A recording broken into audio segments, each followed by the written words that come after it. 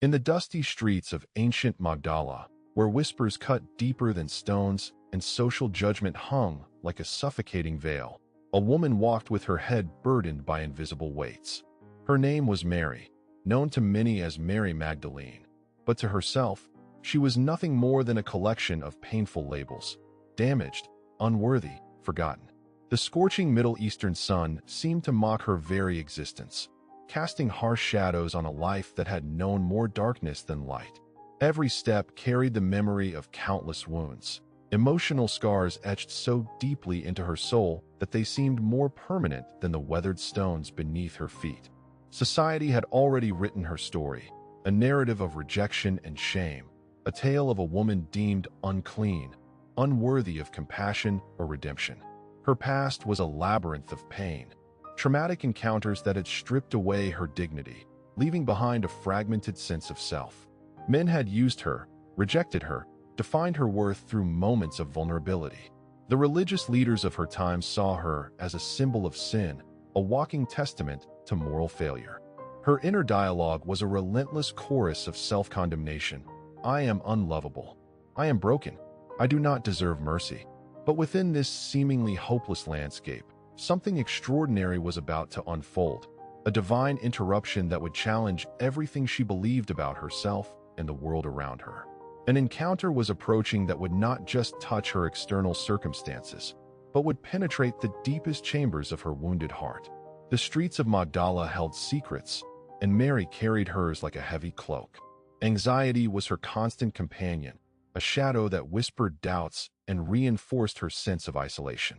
Each glance from passers-by felt like an accusation, each murmured comment a reinforcement of her perceived worthlessness.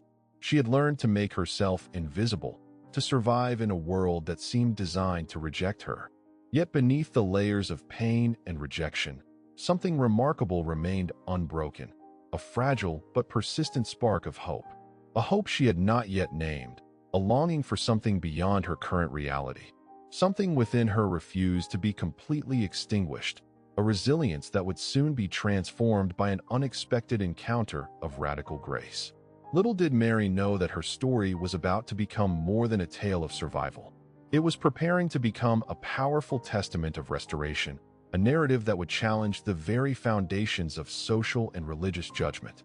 Her journey was about to reveal something profound about divine love, a love that sees beyond labels, that reaches into the most broken places and offers not just healing, but complete transformation. In the intricate tapestry of human brokenness and divine intervention, Mary Magdalene's story was about to unfold, a journey from darkness into an unexpected, life-altering light. Her internal landscape was a complex terrain of unresolved trauma, where memories acted like tectonic plates, constantly shifting, creating seismic disturbances in her emotional foundation. The religious community's rigid moral framework had not just judged her. They had systematically dismantled her sense of human dignity, reducing her to a cautionary tale whispered in hushed, condemning tones. Within the patriarchal social structures of her time, women like Mary existed in precarious margins. Each interaction was a potential minefield of potential humiliation, where a single misstep could trigger catastrophic social consequences. Her survival had become an intricate dance of invisibility and strategic retreat, constantly navigating the treacherous boundaries between survival and complete marginalization. Psychological wounds, unlike physical injuries, do not heal with simple bandages. They metastasize silently, transforming pain into complex defense mechanisms. Mary's anxiety was not merely an emotional state, but a sophisticated survival strategy, a psychological armor constructed from years of experiencing vulnerability as danger. Her hypervigilance became both shield and prison, protecting her from potential harm while simultaneously preventing genuine connection. Remarkably, despite experiencing profound human rejection, something within her retained an unexpected resilience. This inner core, call it spirit, dignity, or an inexplicable spark, remained unbroken. Like a seed dormant through harsh winters, her fundamental humanity waited for conditions that would nurture rather than destroy. The cultural context magnified her struggles exponentially. In a society where women's worth was predominantly determined by male perceptions and familial connections, Mary existed as an anomaly, someone who had been systematically stripped of social capital. Her very existence challenged established narratives about female value, making her both invisible and paradoxically threatening to established social hierarchies. Trauma, she had learned, was not just about what happened to her, but how those experiences were internalized and interpreted. Each rejection became another layer in a complex psychological landscape, where self-worth became a battlefield of competing narratives, external judgments versus her own emerging sense of intrinsic value. Her journey was not simply about surviving, but about reclaiming narrative agency. In a world designed to silence her, every breath became an act of quiet rebellion. Her story was preparing to transform from a tale of victimhood into a profound testament of human resilience, waiting for the precise moment when external perception would collide with an unexpected, transformative grace. The transformative power of grace often emerges in moments of profound human vulnerability. For Mary, this vulnerability was not weakness, but an unexpected gateway to radical healing. Her internal landscape, previously a fortress of self-protection, began experiencing subtle yet seismic shifts. Religious spaces, traditionally environments of judgment, became unexpectedly complex terrain. Where she anticipated condemnation, something revolutionary was emerging, a nuanced understanding of spiritual restoration that transcended societal boundaries. Her wounded spirit was encountering a profound theological paradox: radical acceptance without minimizing past experiences. Psychological research suggests trauma survivors frequently develop intricate defense mechanisms that simultaneously protect and isolate. Mary's journey represented a masterclass in human resilience, demonstrating how deeply internalized pain could be transformed when confronted with genuine, non-transactional compassion. Her healing was not about erasing history, but reframing her narrative from victim to victor. Remarkably, her transformation challenged fundamental social constructs. She was reimagining her identity not through the limiting lens of community expectations, but through a deeply personal spiritual recalibration. Each moment of internal reconstruction became an act of quiet rebellion against systemic marginalization. Neurologically, such profound emotional shifts trigger remarkable brain plasticity.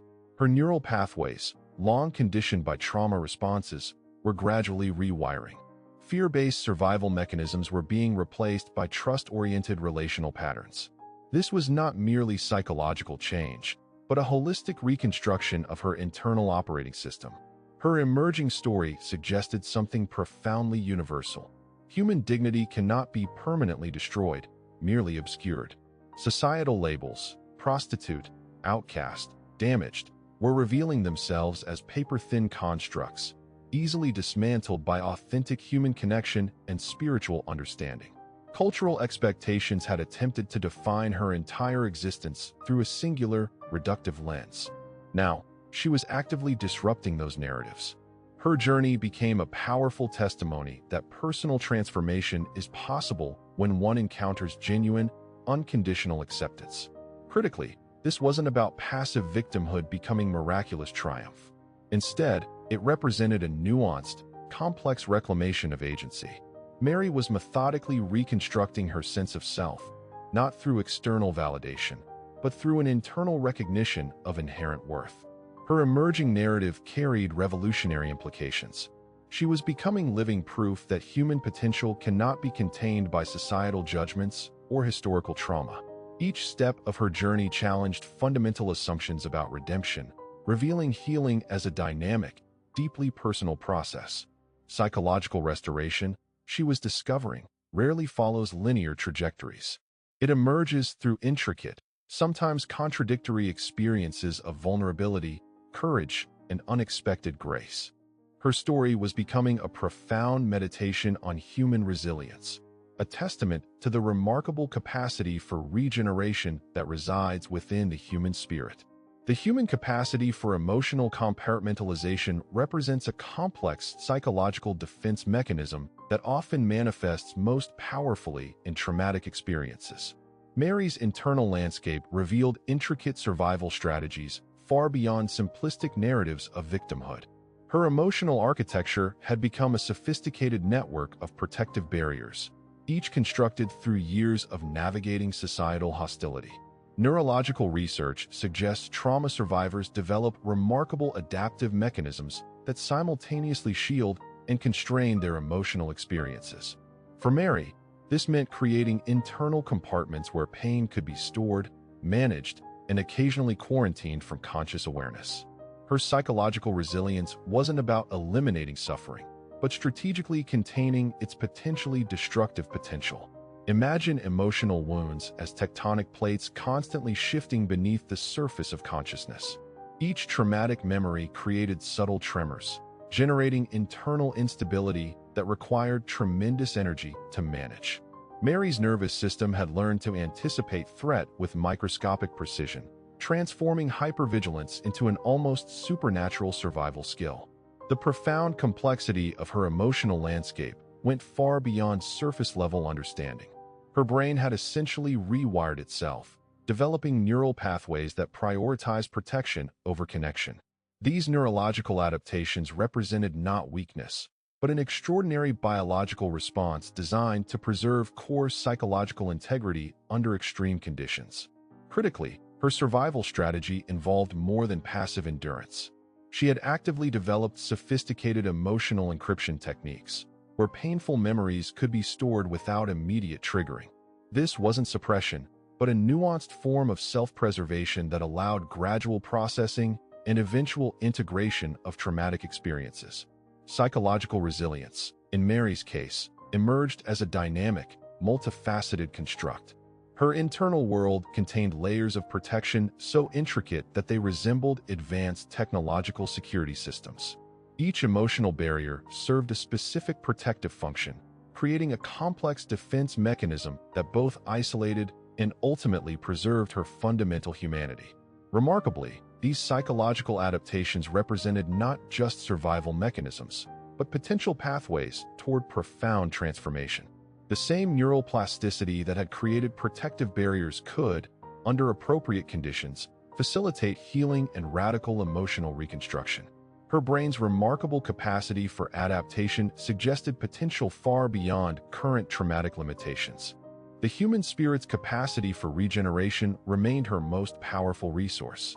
Where societal narratives sought to define her through past experiences, her internal landscape was preparing for a revolutionary reimagining of personal potential. Each defensive strategy was simultaneously a constraint and a gateway to unprecedented emotional liberation. Within the intricate landscape of emotional recovery, profound healing demands more than superficial interventions. Genuine restoration requires a radical dismantling of internalized narratives that have calcified around traumatic experiences. Mary's journey represented something far more nuanced than simple psychological repair. It was a complete recalibration of her fundamental self-perception. Stigma functions like an invisible weight, gradually compressing one's sense of potential until hope becomes almost unrecognizable. For marginalized individuals, this compression occurs through systematic microaggressions that erode self-worth with surgical precision. Each dismissive glance, each hushed judgment, each systemic exclusion acts as a psychological chisel, gradually sculpting a diminished identity. Neurobiological research reveals that repeated emotional invalidation creates complex neurological adaptations. The brain develops sophisticated protective mechanisms, generating survival strategies that simultaneously shield and constrain emotional experiences. These adaptations aren't merely psychological. They represent profound biochemical responses to sustained relational trauma. Remarkably, such neurological protective systems contain inherent transformative potential. What initially emerges as a defensive architecture can, under precise conditions, become a gateway to unprecedented personal liberation. The same neural plasticity that generates protective barriers also enables radical emotional reconstruction. Consider how societal rejection creates intricate psychological ecosystems. Much like complex biological systems, these internal landscapes develop multi-layered defense mechanisms. Each emotional barrier serves as both protection and potential limitation, creating a delicate balance between survival and stagnation. Healing, in this context, becomes a sophisticated process of carefully deconstructing these protective layers. It's not about aggressive dismantling, but gentle, intentional reconstruction. Think of it as carefully removing scaffolding from a restored historical building. Each piece requires precise, informed intervention. Critically, this reconstruction isn't linear. Emotional recovery resembles a complex, three-dimensional terrain rather than a straightforward path. Some defensive mechanisms dissolve quickly, while others require patient, compassionate engagement. The process demands profound self-compassion, a willingness to approach one's wounded inner landscape with radical gentleness. Intriguingly, resilience emerges not from eliminating vulnerability, but from developing a nuanced relationship with one's complex emotional experiences. True strength manifests through the capacity to acknowledge pain without being permanently defined by it. This represents a fundamental shift from victimhood to empowered agency. Transformative healing ultimately transcends individual experience, suggesting broader relational possibilities. When one person courageously navigates emotional reconstruction, they generate ripple effects that challenge collective understanding of human potential. Mary's journey was never just personal. It carried revolutionary implications for communal understanding of dignity, redemption, and human worth. The social architecture of marginalization operates through intricate, almost invisible mechanisms that systematically erode individual agency. Where explicit violence fails, subtle psychological warfare becomes the primary tool of oppression. Cultural narratives function like silent architects, constructing invisible barriers that constrain human potential through carefully calibrated social expectations. Psychological research reveals how internalized stigma creates neurological pathways of self-limitation. These neural networks operate like sophisticated computational systems, continuously processing external judgments and translating them into internal constraints.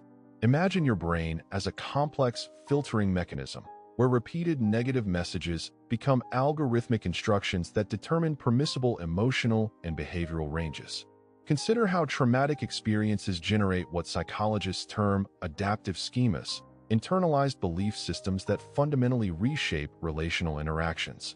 These schemas function as intricate defense mechanisms, simultaneously protecting and restricting emotional engagement. They're not merely psychological barriers, but sophisticated survival technologies developed through prolonged exposure to hostile environments. Crucially, such adaptive mechanisms emerge not as signs of weakness, but as remarkable demonstrations of human resilience. The brain's capacity to generate protective strategies represents an evolutionary marvel, a testament to our species' profound capacity for survival under extreme relational challenges. What appears externally as vulnerability is, in fact, an extraordinarily complex psychological technology. Developmental psychology suggests that repeated experiences of rejection create what researchers call relational templates, internal blueprints that unconsciously guide future interpersonal interactions. These templates operate beneath conscious awareness, influencing everything from body language to emotional availability. Imagine them as invisible software programs continuously running in your psychological operating system. Transformative healing, therefore, requires more than surface-level interventions. It demands a comprehensive reprogramming of these deeply embedded relational templates. This process resembles advanced neural recalibration, carefully dismantling limiting belief structures while simultaneously constructing more empowering relational frameworks. The path forward involves developing what therapists call compassionate self-witnessing, a radical form of internal dialogue that acknowledges past wounds without becoming permanently defined by them. This isn't positive thinking, but a sophisticated form of psychological engineering that recognizes trauma's impact while refusing to grant it ultimate authority over one's narrative. Neuroplasticity offers profound hope. Our brains remain remarkably adaptable throughout life. Those neural pathways shaped by rejection can be deliberately reconstructed through intentional, compassionate engagement. Each moment of self-compassion acts like a precise neurological intervention, gradually rewiring deeply entrenched survival strategies. Now, pause and reflect. How might your current relational patterns reveal hidden survival mechanisms? What unconscious templates might be quietly directing your emotional experiences? The journey of healing begins with courageous, honest self-observation, a willingness to witness your internal landscape with unprecedented gentleness and curiosity.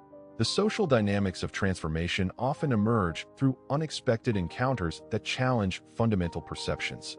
Imagine encountering a force so profoundly compassionate that it dismantles years of internalized limitation without judgment, without violence, simply through radical acceptance.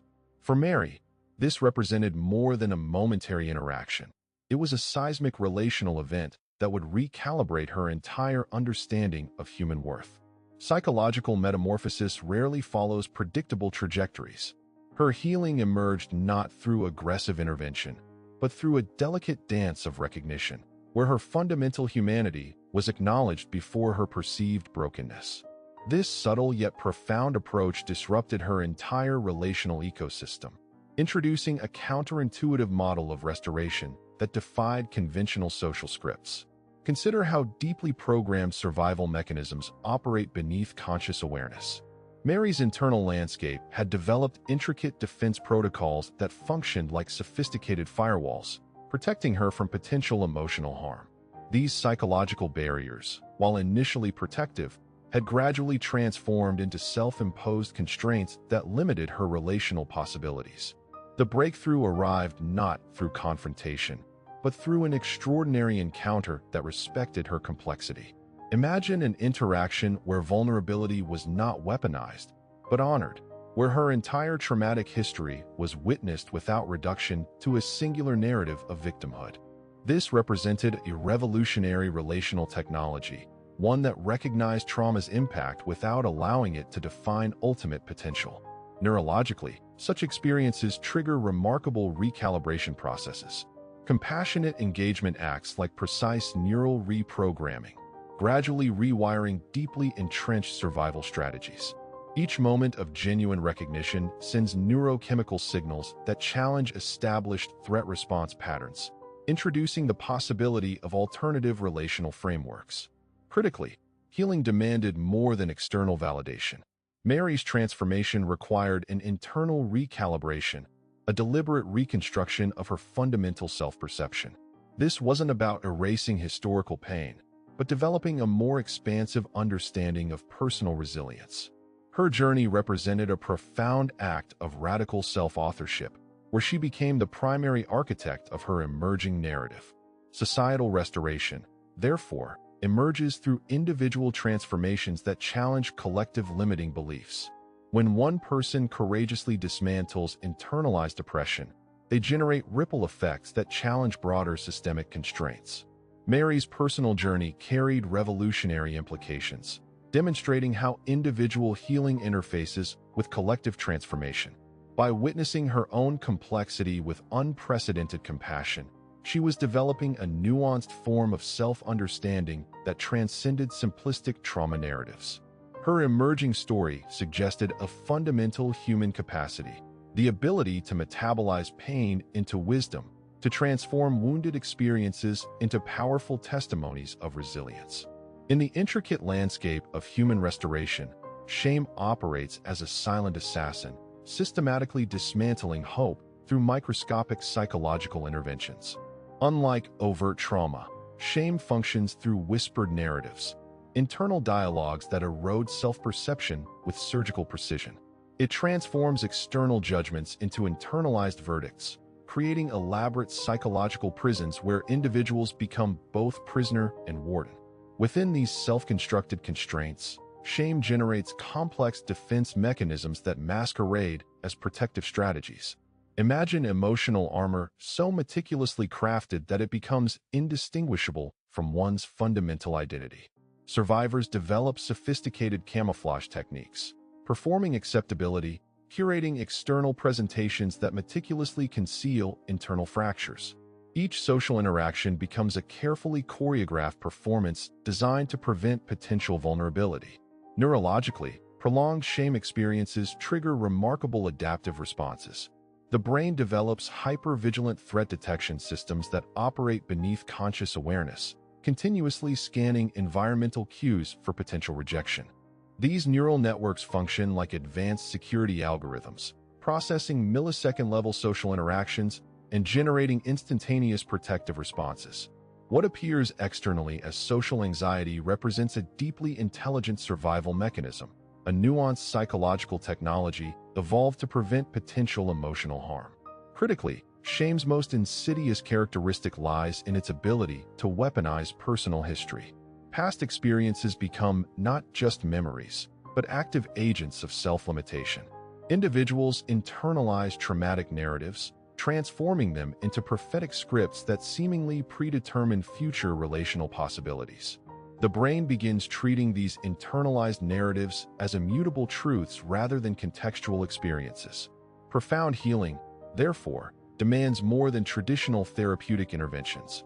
It requires a revolutionary approach that recognizes shame as a complex adaptive system rather than a simple emotional state. This necessitates developing what psychologists term compassionate metacognition, a sophisticated form of self-observation that witnesses internal narratives without becoming entangled in their limiting constructs. Consider how shame generates recursive psychological loops. Each moment of perceived inadequacy triggers neural pathways reinforcing initial traumatic interpretations. These cycles operate with remarkable efficiency, transforming isolated experiences into comprehensive self-definitions. An individual doesn't simply remember past rejections. They continuously re-experience them through sophisticated neurological reenactment mechanisms. Transformative restoration, consequently, involves deliberately interrupting these recursive patterns. This requires developing unprecedented levels of internal dialogue characterized by radical self-compassion. Imagine treating your wounded internal landscape as you would a beloved, injured friend, with gentle curiosity, profound respect, and an unwavering commitment to holistic healing. The path forward isn't about eliminating shame, but developing a more nuanced relationship with its underlying mechanisms. By recognizing shame as an adaptive strategy rather than an immutable identity, individuals can begin reimagining their relational possibilities. Each moment of compassionate self-witnessing acts as a precise neurological intervention, gradually rewiring deeply entrenched survival strategies. Resilience emerges through unexpected channels, often disguised as seemingly mundane interactions. For Mary, transformation began not with grand declarations, but subtle moments of genuine human recognition. Her nervous system, long calibrated to threat detection, gradually discovered alternative relational frequencies of safety, of unexpected compassion. Psychological recalibration operates through microscopic shifts, imperceptible to casual observation. Imagine neural pathways as intricate riverways, where decades of traumatic experiences had carved deep, restrictive channels. Healing resembled a patient geological process, introducing small streams of compassion that gradually eroded calcified emotional landscapes, creating new pathways of possibility. Profound restoration demands more than external validation. It requires internal permission. Mary's journey involved developing what therapists call radical self-acceptance, a revolutionary stance where personal history becomes context, not definition. This wasn't about minimizing past wounds, but understanding them as experiences traversed, not permanent residencies. Neurobiological research reveals remarkable plasticity in human emotional systems. Repeated experiences of genuine respect can literally rewire threat response mechanisms. Where shame once generated instantaneous defensive reactions, Mary was learning alternative responses, curiosity instead of constriction, openness replacing automatic guardedness. Cultural narratives often present healing as a linear trajectory, but authentic transformation resembles a complex, three-dimensional terrain. Some emotional layers dissolve quickly, while others require patient, nuanced engagement. Mary's restoration wasn't about complete erasure, but strategic reframing, transforming wounds from immobilizing burdens into sources of unexpected strength. Internalized depression operates through sophisticated psychological technologies that generate self-limiting belief systems. These adaptive mechanisms, while initially protective, gradually become invisible constraints. Mary was learning to distinguish between protective strategies and genuine self-expression, a skill requiring unprecedented levels of self-compassion and strategic introspection. Consider how marginalized individuals develop extraordinary emotional intelligence as survival mechanisms. Mary's hypervigilance, previously a source of continuous anxiety, was gradually becoming a refined perceptual tool. Her ability to read subtle relational dynamics, once a defensive strategy, was transforming into a profound capacity for empathetic connection. Critically, healing isn't about achieving a perfect, unblemished state. Instead, it involves developing a more expansive relationship with one's complex emotional landscape. Mary was learning to hold her experiences with unprecedented gentleness, recognizing trauma's impact without allowing it to dictate her entire narrative. Psychological reconstruction demands creative reimagining, where societal frameworks sought to define her through limited perspectives. Mary was becoming the primary author of her emerging story. Each moment of compassionate self-recognition represented a deliberate act of radical self-liberation, challenging deeply ingrained systemic limitations. Her journey suggested a fundamental human potential, the capacity to metabolize painful experiences into profound wisdom. Resilience wasn't about eliminating vulnerability, but developing a more nuanced, compassionate relationship with one's entire emotional spectrum. Mary was transforming from a survivor to an architect of her own remarkable restoration. The social landscape of ancient Magdala pulsed with unspoken rules, invisible boundaries that determined human worth through razor-sharp social metrics. Religious structures functioned like complex algorithmic systems, where moral value was calculated through exceedingly narrow compliance parameters. Women like Mary existed perpetually on precarious margins, their fundamental humanity continuously subjected to ruthless communal calculus. Psychological survival under such conditions demanded extraordinary adaptive strategies. Imagine navigating a relational terrain where every interaction potentially threatened complete social annihilation. Mary's internal navigational system had become hypersensitive, developing microscopic threat detection mechanisms that process social cues with quantum-level precision. Each glance, each subtle vocal inflection became data points in an ongoing risk assessment protocol. Trauma response isn't merely psychological, it's a sophisticated biological technology. Her nervous system had transformed into a high-performance survival mechanism, generating instantaneous protective responses faster than conscious thought could intervene. Hypervigilance wasn't weakness, but an advanced evolutionary adaptation designed to preserve core integrity under perpetually hostile environmental conditions. Neurobiological research reveals fascinating insights into such adaptive mechanisms. Prolonged exposure to systemic marginalization generates complex neural rewiring, where survival strategies become deeply encoded into physiological response patterns. Mary's brain had essentially developed a comprehensive defensive architecture, a multi-layered protection system more intricate than most conventional security technologies. Consider how internalized oppression operates through subtle psychological programming. Social rejection doesn't just happen externally. It becomes an internal operating system that generates self-limiting narratives. These internalized scripts function like sophisticated malware, continuously running background processes that constrain relational possibilities without conscious awareness. Critically, survival strategies represent remarkable human resilience. What appears externally as vulnerability reveals itself, upon deeper examination, as an extraordinary capacity for adaptation. Mary's seemingly fragile existence concealed a profound technological marvel, a human survival system capable of maintaining core integrity under extreme relational stress. Psychological reconstruction demands recognizing these adaptive mechanisms not as weaknesses, but as intelligent responses to complex environmental challenges. Her hypervigilance represented a nuanced form of emotional intelligence, a refined perceptual technology that transformed potential threats into actionable insights. Each defensive response carried embedded wisdom, a testament to human capacity for navigating profoundly challenging relational landscapes. Transformation, consequently, isn't about dismantling these protective systems, but developing more expansive relational frameworks. Imagine recalibrating a sophisticated defense mechanism to become a powerful connection tool. This demands unprecedented levels of internal compassion, a willingness to witness one's survival strategies with profound respect and strategic curiosity. By understanding her adaptive mechanisms as intelligent responses rather than fundamental limitations, Mary was preparing to rewrite her fundamental relational narrative. Her journey suggested a revolutionary possibility that survival strategies, when approached with nuanced understanding, could become gateways to unprecedented personal liberation.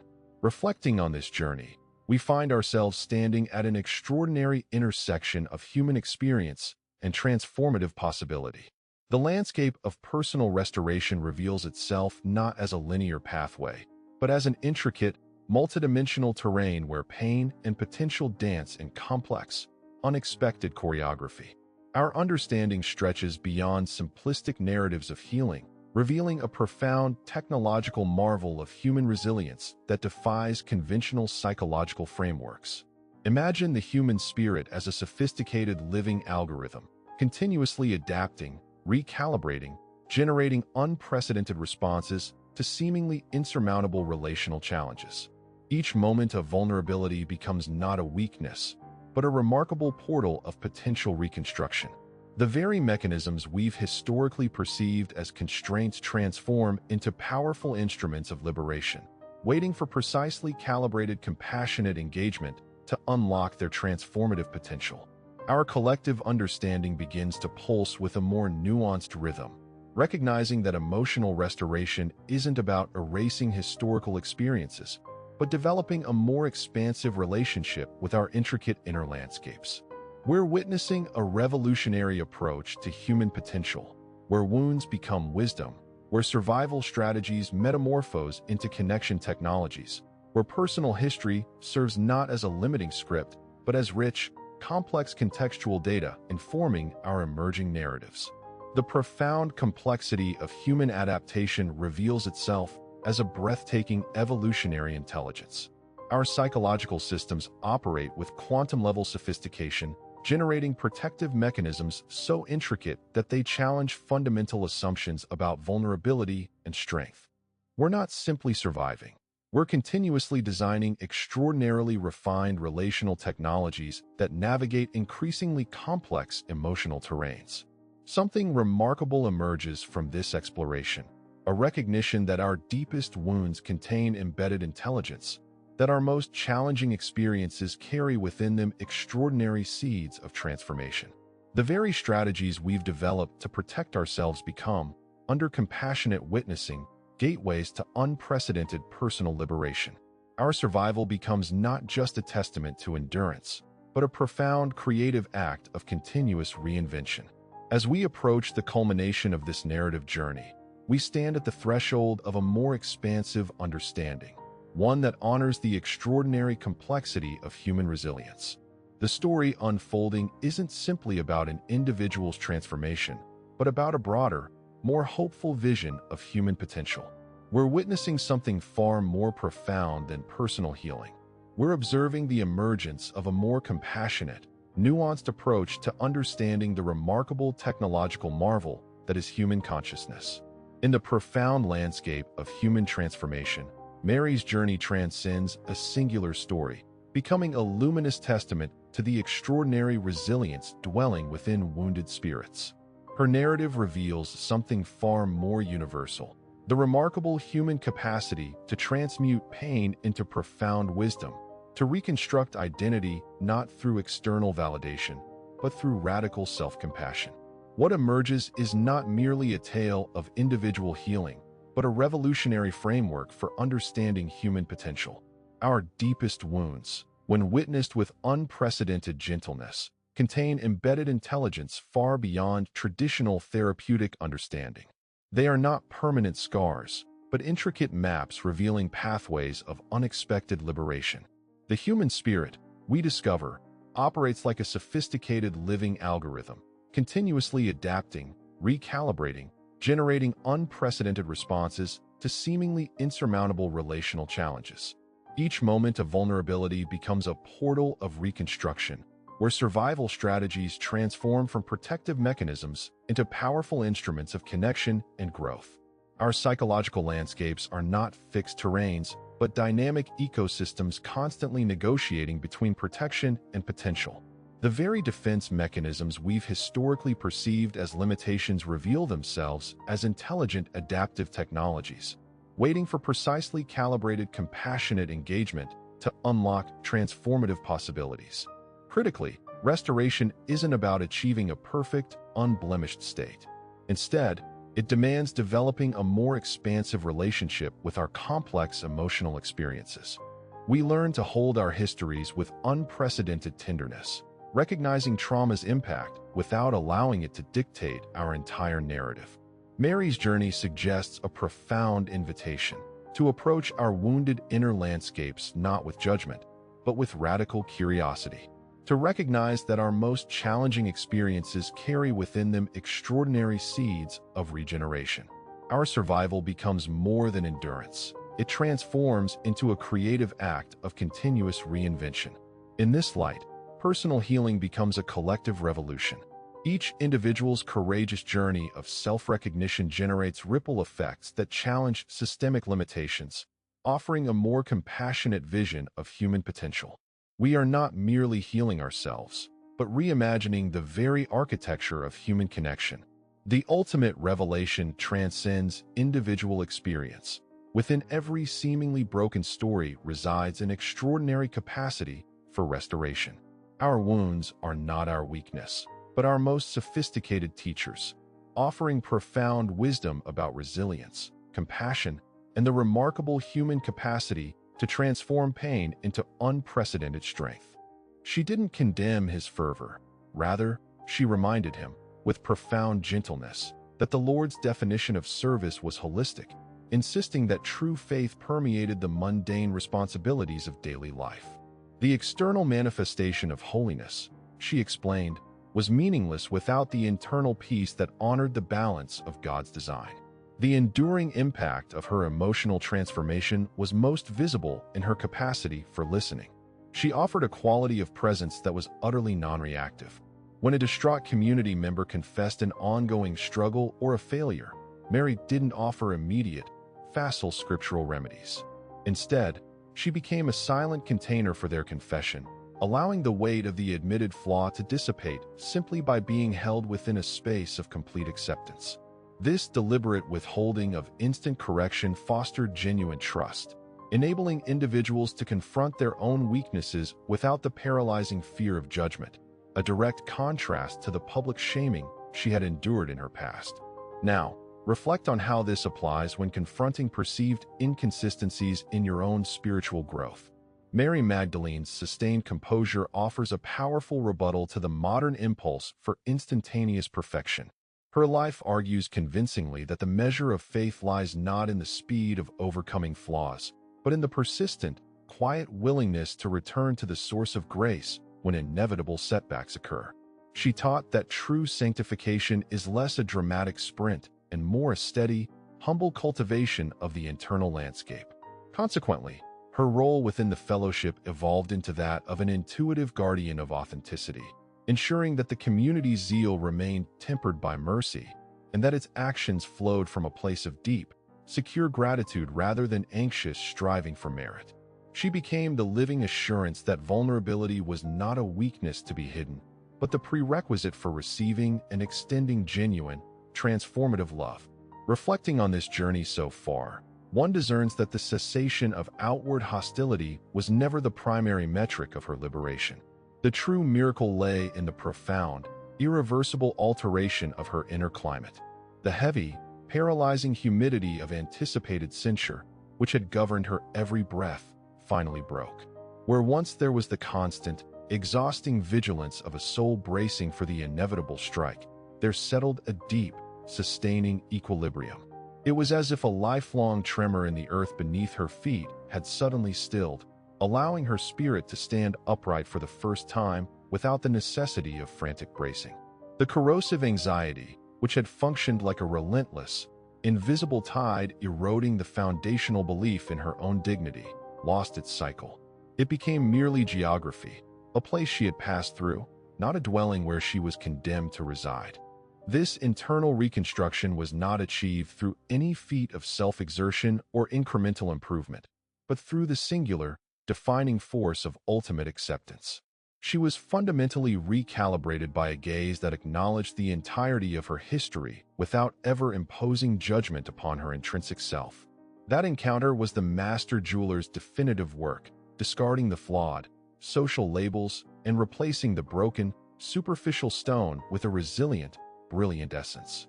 The inherent worth, long obscured by years of societal damage and self-contempt, was confirmed as an immutable feature of her design. This assurance did not lead to arrogance, but to an immense, practical humility, the understanding that her value originated not from performance, but from a source infinitely greater than the sum of her deeds or misdeeds. The implication of this transformation rippled outward, lending a quiet but indispensable stability to the very foundations of the burgeoning movement. Having fully processed the devastating effects of exclusion, she possessed an almost intuitive radar for the anxieties of others. She became an indispensable anchor against the turbulent waters of new religious zeal, effortlessly neutralizing the corrosive whispers of comparison and self-righteousness that inevitably arise in fervent communities. Her steady presence was a constant, nonverbal testament. If the depths of her acknowledged unworthiness could be completely redeemed, then the lesser struggles faced by others were already encompassed by the same expansive grace. This hard-won freedom, built on the bedrock of divine fidelity, allowed her to assume a subtle but powerful leadership. She did not lead by command, but by embodying a comprehensive spiritual maturity that saw beyond the immediate crisis. She offered a necessary clarity, ensuring that the actions of the fellowship remained rooted in genuine compassion rather than reactive fear or legalistic impulse. She understood that the profound spiritual victory witnessed on the central hill of that distant city needed continuous, dedicated tending in the mundane interactions of daily life. Her legacy, therefore, is not simply a narrative of rescue, but a foundational blueprint for sustainable hope. We observe here the complete mechanism for turning profound personal liability into an unshakable spiritual asset. It is the definitive proof that the human story, when intersected by the divine, becomes a tale of purposeful restoration, transforming vulnerability into strength and shame into powerful, unambiguous witness. We stand now at the precipice of understanding the full extent of what this transformative journey imparts to every soul burdened by the residue of unworthiness, poised to receive the final, crucial insight regarding the enduring power of unconditional love. The ultimate triumph of Mary's story transcends the simple fact of forgiveness. It lies in the comprehensive spiritual and psychological re-engineering that followed. The narrative trajectory moves from a soul defined by acute, paralyzing guilt to one characterized by unshakable, profound peace. This final state of being was the enduring miracle, demonstrating that divine acceptance does not merely overlook the past, but entirely dismantles its architecture of shame. The perpetual anxiety that had once dictated her every move, the fear of exposure, the expectation of rejection, the certainty of unworthiness, was irrevocably replaced by an inner conviction of belonging. This was not the fleeting relief of a social amnesty, but the hard-won freedom of a new, secured identity, validated by the highest authority. The core insight derived from her journey is that the greatest obstacle to spiritual peace is the internal narrative of debt and deficiency. Mary's life was an endless loop of self-condemnation, echoing the labels placed upon her by society. Her deliverance was achieved when she stopped trying to earn worthiness and instead fully accepted the radical, scandalous generosity of a love that demanded nothing in return save acknowledgement of need. This shift transformed her existence from a performance of penance into a life of authentic gratitude. The energy previously consumed by defending against anticipated attacks was redirected into selfless service and unwavering devotion, creating a wellspring of resilience that sustained her through decades of subsequent challenge. She found that the very brokenness she had tried to conceal became the source code for her deepest empathy, equipping her to minister to those who felt similarly disqualified. Her role in the early church quietly codified this principle. The criterion for divine fellowship is not perfection, but the profound realization of need. Mary's constant presence served as a tangible refutation of meritocracy within the sacred space.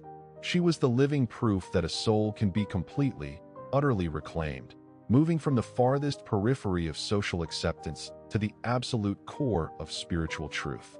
She carried the weight of the resurrection not as a public achievement, but as a private certainty that made every future fear minuscule by comparison. The anxious heart, finally resting in the truth of comprehensive love, discovered that the past loses its tyrannical grip the moment the present is surrendered to grace. The anxiety born of guilt, pain, and abandonment requires more than intellectual assurance. It demands a radical, visceral confirmation of unconditional value. Mary Magdalene received this confirmation not through abstract theology, but through personal, defining interaction. Her enduring testimony beckons to every spirit weighed down by the burden of what was. She assures us that the transformative power of divine mercy penetrates deeper than any trauma, restoring dignity not as a fragile acquisition, but as an inherent, indelible gift. Her final message is simple, yet revolutionary. If you find yourself defined by yesterday's failures, trapped by the labels assigned by others, or paralyzed by the fear that you do not deserve acceptance, look to her story. It offers the definitive counter-narrative. There is a love that sees every wound, acknowledges every scar, and yet declares, with final authority, you are forgiven, you are valued, and your worth is non-negotiable. This is the ultimate victory over shame, the quiet, confident knowledge that the anxious heart can finally be set free, restored not only to life, but to enduring, purposeful significance. The journey home begins the moment you allow that truth to silence the condemning echoes of the past.